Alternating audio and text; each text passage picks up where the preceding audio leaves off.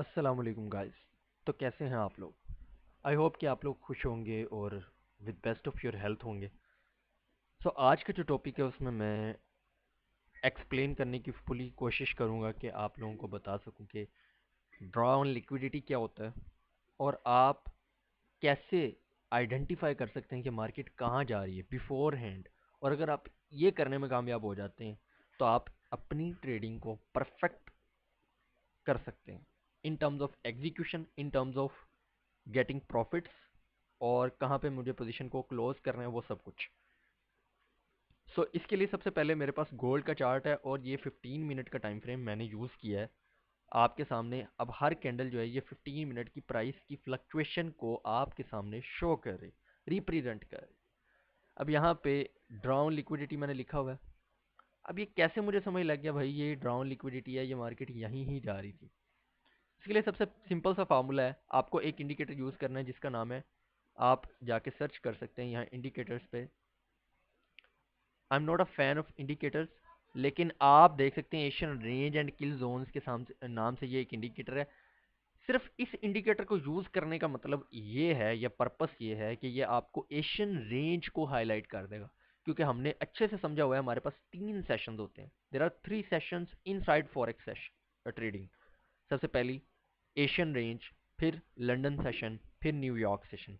अब मैं ज़्यादा डिटेल में बात नहीं करूँगा हर सेशन के ऊपर इंडिविजुअली, क्योंकि मैंने हर सेशंस के ऊपर डिटेल से लाइव स्ट्रीम्स और वीडियोस में बात करी हुई है इसी यूट्यूब चैनल पे, आपको वो मिल जाएगी already. So back to the point, आपको अपने लोकल टाइम को यूएस के लोकल टाइम के साथ शिफ्ट करना है, जो कि कुछ आप इस तरह कर सकते हैं। यहाँ नीचे लिखा हुआ है UTC-5, जहाँ पे मैं अपने माउस को स्वर्व कर रहा हूँ। अगर ये आपका UTC-5 नहीं है, इट मीन्स कि आप ट्रेडिंग नहीं कर रहे, you are doing something else. अब टॉपिक पे वापस आते हैं। हम चलते हैं यूएस सेशन में, यानी कि न्यूयॉर्क सेशन में 5 मिनट के टाइम फ्रेम पे ड्रॉप डाउन किया मैंने आपके सामने। और 5 मिनट के टाइम फ्रेम पे ड्रॉप डाउन करने के बाद डायरेक्टली 1 मिनट का टाइम फ्रेम यूज़ कर रहा हूँ। और मैं फुली इसको 1 मिनट के टाइम फ्रेम पे एक्सप्लेन करूंगा। और अगर आप नोट्स बनाएंगे तो you will get exactly the points के मार्केट क्यों इन्हीं हाइस के ऊपर गई है। 15 मिनट पे आओ ज़रा एक दफ़ा और इसको ध्यान से समझो। एक हाई, दो हाई, तीन हाई, चार हाई, ये चार रिलेटिवली इक्वल हाइज थे। यार कभी भी इक्वल हाइज, और ये ऊपर भी स्टिल दो इक्वल हाइज पड़े। इक्वल हाइज के ऊपर या एक हाई हो, मल्टीपल हाई हो, इनके ऊपर बाय साइड लिक्विडिटी होती है। मार्केट कभी भी, एल्गोरिदम कभी भी इक्वल हाइज को नहीं छोड़ता, ना ही इक्वल लोज को। अब 1 मिनट के टाइम फ्रेम पे ड्रॉप डाउन करते हैं और अब आपको बात समझाता हूँ डिटेल में। ये वो एक स्विंग हाई था, that was the swing high. कौन सा जी?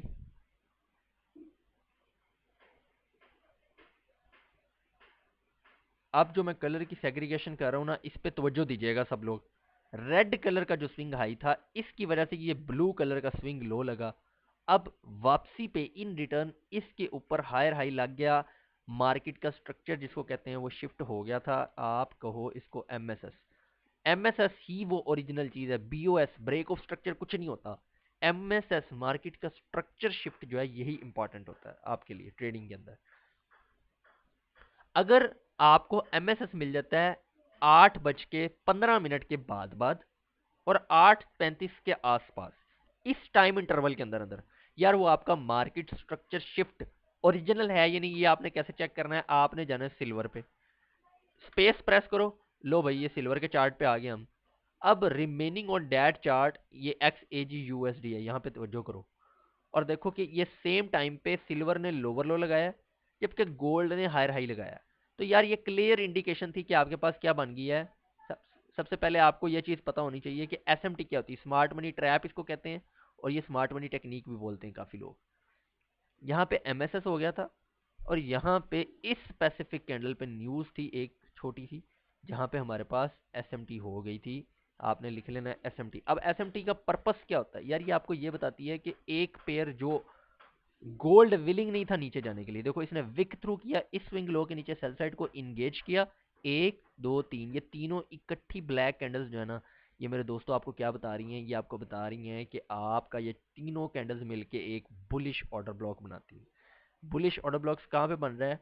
ये जहाँ पे मैंने अब हाईलाइट किया, ये इन्वर्जन नहीं है, ये मैं इसकी एनोनेशन ठीक कर देता हूँ।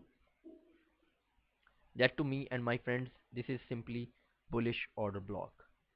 आपने यहाँ पे क्या लिखना है, ओ बी पॉजिटिव।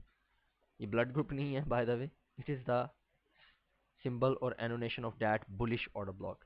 और ये याद रहे, इस कैंडल 8-14 वाली कैंडल से ऑनवर्ड्स मैंने तीनों को कलेक्ट किया, काउंट किया है। ये आपका बुलिश ऑर्डर ब्लॉक था। ऑर्डर ब्लॉक की डेफिनेशन आपको पता होनी चाहिए, जैसे कि ऑर्डर ब्लॉक की ओपनिंग से लेके इसका 50% बहुत सेंसिटिव होता है। मार्केट के 50% से नीचे विक जा सकती है, डेफिनेटली जा सकती है, लेकिन उसकी बॉडी की क्लोजिंग कहाँ होती है, ये इंपॉर्टेंट है। तो देखो, यहाँ पे आपने सिर्फ 2 से 3 मिनट वेट करना था और ये इक्वल हाइस, दैट वाज इट। तो ड्रॉ ऑन लिक्विडिटी सिंपल सी चीज़ है, जहाँ पे इक्वल हाइस पड़े हैं आपको एमएसएस मिलता है, अपनी पीडीआरएस ढूंढो। ऑर्डर ब्लॉक आपका मॉडल है, ट्रेड करो। इन्वर्जन मॉडल है, ट्रेड करो। फेयर वैल्यू गैप मॉडल है, ट्रेड करो।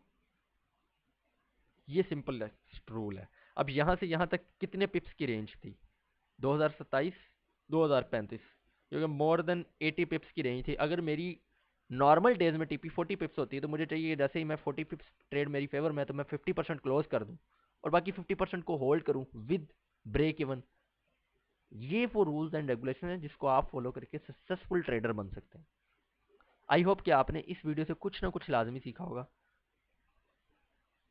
मिलते हैं आपसे अगली वीडियो या फिर लाइव स्ट्रीम में, तब तक के लिए अल्लाह हाफिज़। और इस चैनल को सब्सक्राइब लाजमी कर दीजिएगा और दोस्तों के साथ शेयर भी।